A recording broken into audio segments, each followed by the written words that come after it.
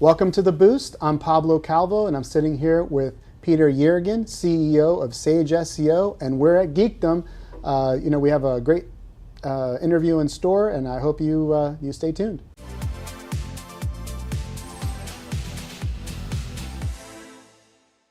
Thank you very much for joining us today. Thanks for having me. I'm actually pretty excited from the time that we first met, to learn about your product, and had a chance to play around with it, yesterday. And, it's amazing what the product actually can do as far as helping content creators and content writers just facilitate the process of developing new content. And I was just wondering if you could tell us a little bit about the history of the product and, essentially how it came to be. Yeah, I'm happy to. So basically, we started out as a completely different startup. We were a Q&A platform. We were kind of building Quora, but if you know what that is, like a Q&A expert sort of answer type of thing. Mm-hmm. And we realized that for that space, people needed to trust the experts when they answered their questions. And so we figured, hey, there's a market for this where they'll pay the experts for their expertise. Mm-hmm. It was a classic, if you've been in the startup space, it was a classic two-sided marketplace where you needed people that had questions, you needed experts that had answers. Mm-hmm. And so we built the platform, and we were iterating on it, and then we realized, hey, we've got to bring users in, and how do we get users? Mm-hmm. And so we started running a bunch of Google and Facebook ads, and I quickly realized, hey, we're going to go broke doing this. I'm technical. What do we know about SEO? Like, how can we get some organic traffic to our website? Mm-hmm. And so we started experimenting with a bunch of different things, mostly around technical SEO, so we could make our question and answer pages really friendly for Google when they crawled them. So they were looking for information on there. And we got pretty good at technical SEO, but it wasn't kind of moving the needle yet. And so we started doing keyword research and trying to figure out, hey, can we answer some of our own questions and start to generate some traffic based on kind of using keywords in the answers. I know it's cheating, but people like Reddit did it all the time, right? Mm-hmm. When you kind of look at their history. And so after a little while, we were like, well, we're getting really good at this, but I wonder how good we are at this. So we launched a blog just to test how good we'd gotten at SEO. And the idea was to connect the blog to the Q&A platform and use that as a funnel to bring users into the Q&A platform. Mm-hmm. It was a small business tech kind of blog. Like, we had articles like how to troubleshoot Google Nest Wi-Fi, or how to connect Zoom to your G Suite account. Mm-hmm. And that blog, within a few months, with our efforts around SEO, started doing very well. And we were like, wow, we know this is working pretty well. Mm-hmm. And then at the same time, we ended up in a startup accelerator. And within the accelerator, we were like, you know what? There's a lot of people telling us they're having the same problems with SEO. They don't know how to do it. It's really complicated. It's confusing. The ways to do SEO live in a bunch of different tools, in a bunch of different applications, whether it's Google applications, whether it's SEO applications, keyword research, things like that. Mm-hmm. And so we started talking to some of our other fellow founders in the cohort and said, hey, are you having the same problem? And I remember this vividly because it was in August of 2021. And over like a 2-week period, we ended up talking to 14 different startups, some of which were in our cohort, some of which were just friends that I'd met through being in the startup community. And after 2 weeks, we went from, I think I asked the first person, hey, would you pay me to do your SEO monthly? Like, would you pay me $10? Because they always say in the startup world, will someone pay you to do what you help them with? Sure. And of course, the first person said, yeah, of course, $10 a month. By the end of 2 weeks, I was at $100 a month, and we were at $1,200 in monthly recurring revenue. Mm-hmm. And after a year and a half of doing the Q&A platform, we had 0 in recurring revenue. And I was like, I think this is our business. So we just pivoted hard and became Sage SEO. We didn't have an application. We didn't have anything other than Notion and email. So the first 9 months, we just worked with customers using email and Notion as our sort of like communication mechanisms. Mm-hmm. And while we were learning and while we were figuring out, hey, how do we productize this? And then over those 6 to 9 months, we started building out the application. So. And what were the, first steps for the application? Like, what did you find were like the things that you needed to get, out, to get people to really get excited about the product? Right. Well, when you look at SEO, it's all about content marketing for your website, right? It's how do I create content that both my target audience is going to find interesting and that Google is going to be able to get good metrics around people coming and sticking around. Because what's your average session time? How long does someone stick around your website once they come to the first page?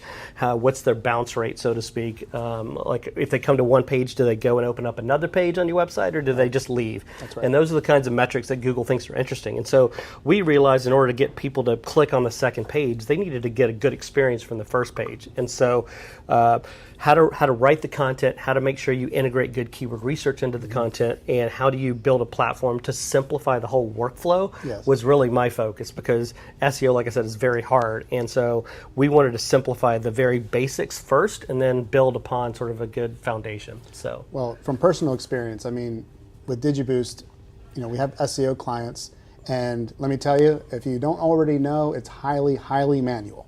So it takes a long time to do it, and you don't necessarily know what all of the steps that you're taking, what impact they'll have right away. You go ahead and optimize a page. You go ahead and start going through your checklist of everything that you need to do for proper content optimization, and you realize, oh, I skipped a step. I should have done this. I should have done. So you have your best practices. You line them out as best as you can, but there are so many different steps. And what I realized is that when you ask a client, in my case, I'll ask a client to say, oh, well, can you give us some ideas on content? And there's a big gap there, right? It's not just about the treatment of the content. It's also coming up with the subject matter on many times subject and content that, you're asking a copywriter to really write something that they're not really 100% clear on. So guess what? These days you're using AI, right? You are using that to be able to identify that content and then come up with a list of things that the client would like to write about and then give them ideas to give you some feedback. But Sage SEO does that for you. Right? Yeah, and I mean, I think if you take a step back and think about what was happening in August of 2021, OpenAI wasn't a thing yet, right? Like people knew about large language models. They knew that AI, the people that were in the technology space knew it was coming, but most people didn't. The public didn't know about it. And so when we first started, we were just an SEO company that was connecting to places like Google Analytics and Google Search Console and saying, hey, where's the data for us to inform how well we're doing from an SEO perspective and from a content perspective? And where does it live, and how do we incorporate it into the platform? And so we started out using a bunch of APIs to do that. I think my first exposure to OpenAI was in April of 2022. I was at a startup conference in California, in Northern California, and OpenAI had a booth there, and it was about a week after the announcement of Microsoft investing $1 billion in them. And so I was like, what the heck is this? Because I'd looked at AI. AI was out there, and I'd looked at what's the tool that was the main AI writing tool? Jasper? Jasper, thank you. I'd looked at Jasper and spent a lot of time, hey, do we want to incorporate Jasper? And I was like, I don't like the output yet. It's not good enough. And when I saw OpenAI in April, I was like, wow, this is light years ahead of where Jasper was. And I come to find out Jasper had been using OpenAI in the back end, but they hadn't used the most recent ChatGPT version 3, right? They were using much older models.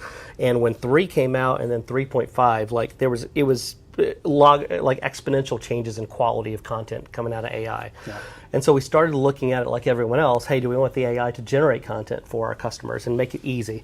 And so like everybody else, we incorporated OpenAI into the back end, like into our content writer. So if you got stuck, you could have OpenAI ask you and suggest a paragraph or suggest an outline or whatever it happened to be, suggest an article topic, for example. But what we quickly realized was OpenAI, the real power in AI and large language models in general is their ability to process a whole bunch of information, whether it be text, whether it be statistics, whether it be large amounts of content, and then make very proactive, succinct suggestions about what to do next. And so we were like, wow, AI doesn't need to necessarily be the writer for us. It needs to be the engine underneath the covers that's simplifying each step along the way of the content marketing process. And we started envisioning this idea of a content marketing flywheel. And the idea was, hey, understand your audience, plan your content based on your understanding of your audience.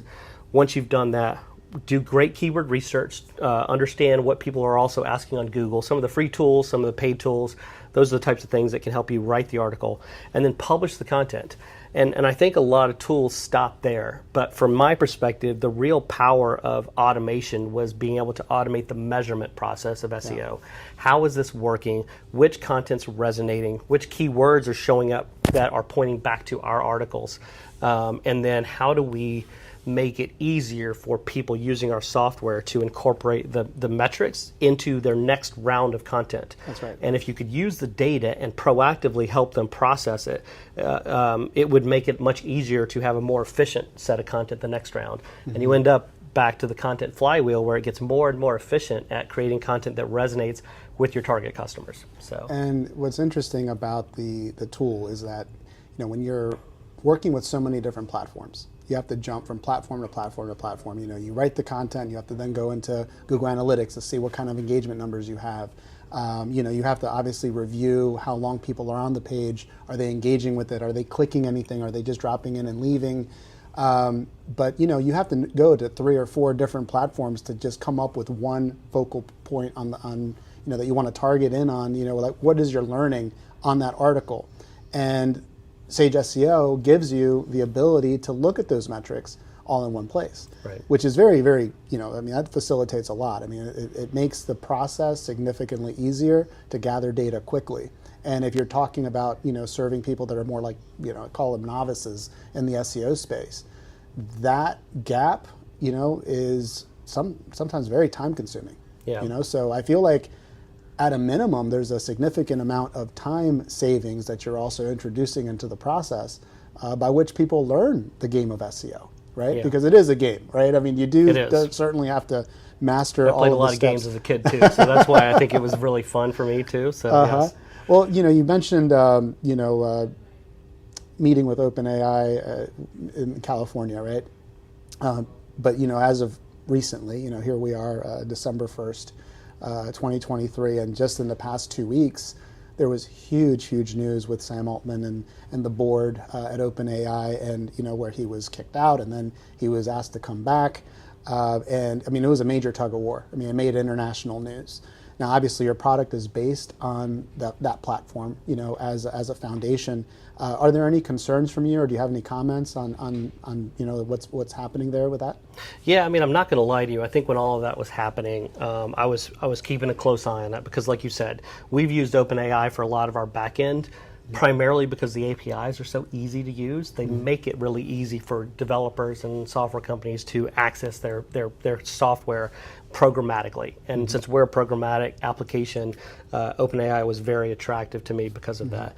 I think there are a lot of solutions out there that are open source, that are AWS, obviously, Google Cloud Platform. They've all got various components of that, but you've got to stitch it together in a much more complex fashion. So as OpenAI was going through that, I was concerned that it was going to be much harder for us to do what we do now with different platforms. And OpenAI is an easy button. And for me as a startup, it's similar to AWS. When AWS came out, it made it very easy for startups to start small and scale up with cloud, right? Instead of having to buy their own infrastructure. Sure. And OpenAI is kind of the same way when it comes to AI. They make it really easy for someone to start out quickly and then scale up as they need. And it's very, very inexpensive at the beginning. And even now, I'm sure they'll raise their prices, but like that's why OpenAI was so attractive to me, was how easy it was for my developers to build to it. So do you think the dust has settled with that, or do you think it's still an ongoing conversation? I think the way that all went down, the dust is pretty settled. When you oust the CEO and then 700 of 770 employees say they're going to follow him to Microsoft, and Microsoft has already invested $10 billion in your company, I think you realize quickly, hey, like that was dumb, you know? And I think that it on the flip side of that, I think it was as tumultuous of an exercise as it was for OpenAI to go through. I do think they're going to be better coming out of it, because I believe that accountability around AI safety was a big concern of the board when they went through that. And it became very clear that, hey, this is so important. We're willing to kick Sam Altman out of the company. And it wasn't the right move, but it was a move that I think put a lot of focus on AI safety, because I think as someone who understands AI quite well, I also understand how little even the people that do AI and build AI systems understand about how it works. And I think understanding what's going on under the covers with large language models, with how AI operates, is really paramount to making sure that we can continue to deploy AI safely. So, no, those are all very, very good points. It's interesting is that, like everyone, my experience personally is leveraging AI, albeit a manual basis, not using great tools like what you're developing with Sage SEO, but as you start learning how to piece these products together, in the end, to not just produce content, but good content, right? Content that not only helps you from an optimization standpoint, but at the end of the day, an engagement standpoint, right? I mean, you do need to take that content and you do need to edit it. You do need to work with it. So there is still high touch required between, the production teams that are putting this content together, editing it, reviewing it, and making sure that it actually speaks, truthfully about the points that you're trying to make, whatever that topic matter actually is. Right. So in that process, Sage SEO is learning, as you mentioned. So as it's learning, as you're a business, let's just say content creator selling widgets, and now you've written a number of articles to be able to sell widgets better and talk about more diverse content matter related to those widgets. How does that process improve over time? Like, does it give you better suggestions? Does it give you, does it remember things that you've written in the past to kind of feed off of that to give you more streamlined information based on previous learning? How does that process work? Yeah, I mean, I think the answer is all of the above. As AI has continued to evolve and as OpenAI has continued to evolve, they are exposing a lot of functionality that allows us to go deeper and deeper into the content personalization around who a company is and what their brand is and what their messaging is. It's allowing us to train customized models around a company and then use that customized model for doing just about anything. So you can imagine a model that's an AI model that's trained on all of a company's website content, all the product content that's in their website. OpenAI is making this very easy to do. And it was always very easy to download a website's content just by going to their sitemap file and downloading everything. But what OpenAI has done is make it very easy to ingest that content into a custom trained model that knows who you are and knows what you do. And from that perspective, you can then take that model and use it to do just about anything. You can use it to write new content. You can use it as a classifier for relevancy. Is XYZ relevant to this company? How relevant is it to this company? You can imagine the plays around that for keyword research. You can imagine the plays around that for coming up with article suggestions and ideas, right? That's one of the first tools that we rolled out, is using OpenAI underneath the covers to analyze a content piece, understand how it's performing in Google search, and then suggest 3 more articles to write about around that article topic. And not only suggest articles to write about based on the content that was already existing, but suggest articles that target keywords that your content is already ranking for, but maybe it's on page 2 or page 5 where you're not getting clicks yet. The idea is, hey, Google is starting to look at you as an authority on a topic, but not enough of an authority to rank on page 1 where you're going to get the clicks. Right. So we use AI instead of a person having to go to a Google Search Console data and analyze all that data themselves, which most of our customers are not capable of doing that, right? They don't understand the tools. Most of ours don't even know they exist, right? I think that's why marketing is such a difficult job, is the data is living in so many different places. So anything we can do with OpenAI to simplify that process and automate it so we obfuscate the complexity of it from the customer, that's what we're doing. So, well, the interesting thing is, as an agency, from my perspective, we see AI as, it's either the harbinger of bad things to come, where, the agency model's dead, you see the articles come up all the time. I take the other approach, which is you can do much more with fewer resources and you can serve a much larger client base. So from my standpoint, I see it as a multiplier, right? If used properly. But tools like yours are critical, because at the same time, if you're doing everything separately, it still takes a lot of time. Right. Regardless of how quickly you can produce the content, everything else still takes a lot. And there's no, what's the word? Almost like there's no record button in the manual process, right? Where a process that's housed like it is on Sage SEO, you have the ability to learn, and that's something that you can now task the AI with, as opposed to tasking it to a person. Right. Which sometimes that expertise level, sometimes will walk out the door when they take another job. Right. So, I think from that standpoint, as an agency owner myself, I see that as a significant positive. But outside of agencies, what types of other clients do you have, and what industries, would you say are the ones that are adopting most quickly? I think you and I talked about this a little bit before we started recording, was kind of who our target customers have been. Yes. And we both started in the same space. We both started targeting small businesses. We both started targeting startups. And I think that both of us got to the same conclusion in the sense that, hey, what we've been building is relevant to more upmarket as well. So we can serve the small business and the startup to simplify SEO and simplify content marketing. But from our perspective specifically, we've been building we've been thinking about as an AI content engine, right? It's a content engine that incorporates AI, but not in the way you think about it, right? As a content writer, it incorporates AI into every step of the content marketing workflow. And because of that, that is a valuable tool to agency owners. It's a valuable tool to, especially when simplified, to small businesses and startups. It's a valuable tool for marketing teams that work for large and mid-sized enterprises. So that's kind of where we think we're going to continue to grow, is we're going to have a combination of being able to serve sort of the individual or the small business with 3 to 5 people, but we'll also be able to serve a marketing team that has 20 people working for a large enterprise, right? So it's a product that's scalable to the size of the team. Absolutely. Now, as far as the customers that you have that sign up for your services, how does it work with multiple seats? I mean, is there a pricing model for additional seats within the team? Yeah, so far what we've done is specific to agencies, the way our agencies are OEMing our software is they will have one account per customer.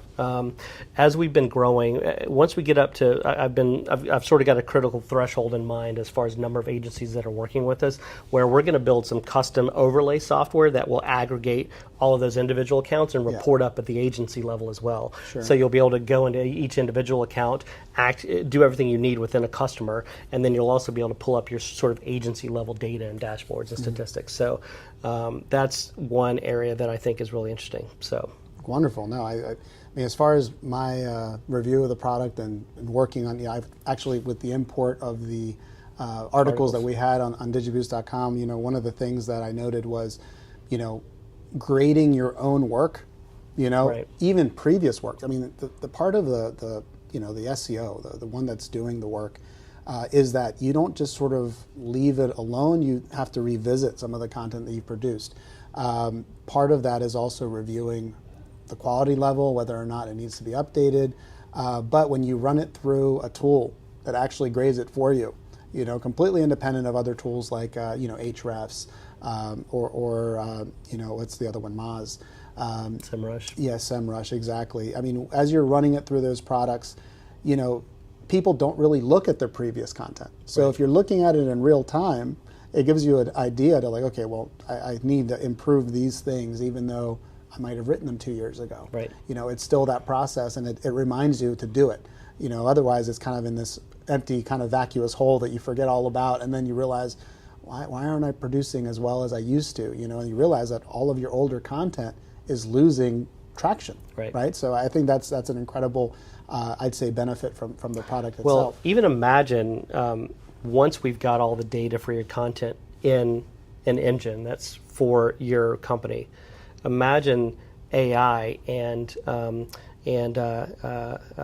changes in how an article is performing in Google search, and understanding when those dip below a certain level or when those go up above a certain level, and those indicators being watched automatically for you by the engine, and then proactively telling you this article's starting to drop, or this article's doing really well, write more about it. That's the kind of stuff that we can do with the articles being in our platform, and with the fact that we're proactively monitoring Google itself, which is Google Search Console, and the stats coming in from that. So I think we haven't built that yet, but that's on our roadmap for 2024, right? Like simplifying things. That was exactly my follow-up question with regard to your roadmap. What types of exciting new features are you looking to develop in 2024? Right. Yeah. So everything around simplifying each step of that content workflow, especially around understanding what's working and what's not working, and being able to use that data to make smarter, faster, better decisions, right?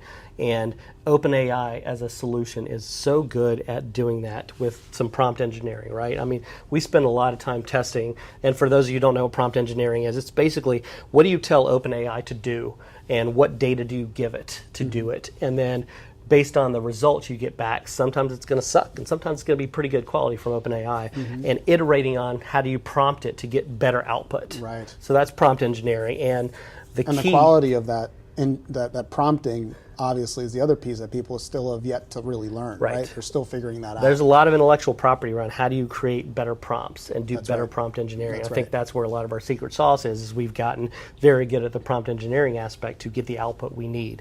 So I don't know, is it a good time to like take a quick break for me to do a demo for us on one of our new features called the AI Smart Article Suggestion feature? We can take a quick break and do that, and then we'll come right back. So, okay, great.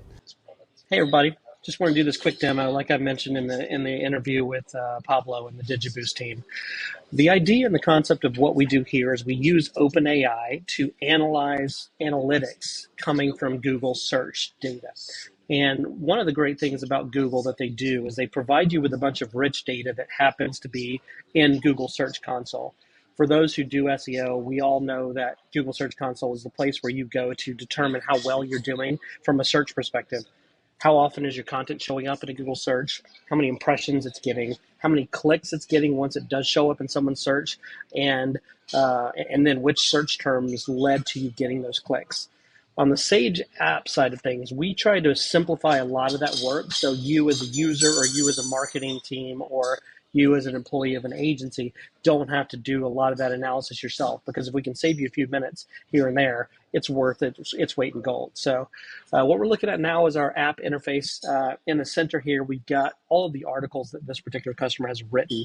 And this customer does color analysis to help match people's clothing with their eye color and hair color, so they pick the right colors for the clothes. Let's take a quick look at one of these articles. Are you a winter type? This article is about the winter seasonal colors and which ones are most important to you to match up with your hair and skin color. As you can see, we've got a bunch of data coming from Google Search Console. Over the last 3 months, for example, they got 16,000 clicks on just this one article of Are You a Winter Type? If I were to open that article up and take a look at it, you can see, hey, this kind of takes you right to the article. So it makes it easy for you to see which article is being analyzed and which article you're getting stats from. The power of this is when we look at the search query data and which search terms have led to people clicking on their website. So for example, winter color palette led to 1,200 clicks out of 61,000 search impressions for this customer. And if you go back and you look up top, you can see that that was just over the last 3 months. So with OpenAI, what we do over here on the left-hand side is we look at your top search queries, your top 50 search queries to be specific, and we look for opportunities to write similar content to the article that you're looking at. And the reason and the power of this is to say, hey, I've got a really high performing article. I want to write more content like this. Sometimes it's hard to figure out which topic to write about or what are some good topics to write about. And we use OpenAI to not only suggest topics to write about, but it's suggesting topics based on the search terms you're already performing well for, and or the ones that you should be targeting because you're starting to perform well, but you're not quite on page one, where we all know you get all the clicks. So if I were to click on one of these 3 suggested articles, let's say this is the middle one, they're suggesting writing an article called Dress for Success, Outfit Ideas for Winter Skin Tone. You can see that it targets a particular keyword, winter skin tone, and it also targets 3 more additional keywords. These keywords are directly from Google Search Console data, and it even tells you why it's suggesting to write this article. So this is the power of OpenAI, because I can feed it, and we can feed it a whole bunch of information. It can parse it quickly, and it can suggest really powerful ideas that are going to target article ideas and article suggestions based on how you're already performing. So we're building lots of tools like this where OpenAI operates under the covers to really speed up the analysis process, and hopefully you found this really interesting. As always, you can reach out to me at peter@sageseo.ai, or feel free to come to our website at sageseo.ai, and all the best. That's an incredible overview of the product. I'm sure that people are going to be just as excited as I am right now when they get a chance to actually try it. And I want to thank you again for joining us. So thank you to CEO Peter Yeargin of Sage SEO. I'm Pablo Calvo with The Boost, and I hope to see you again soon.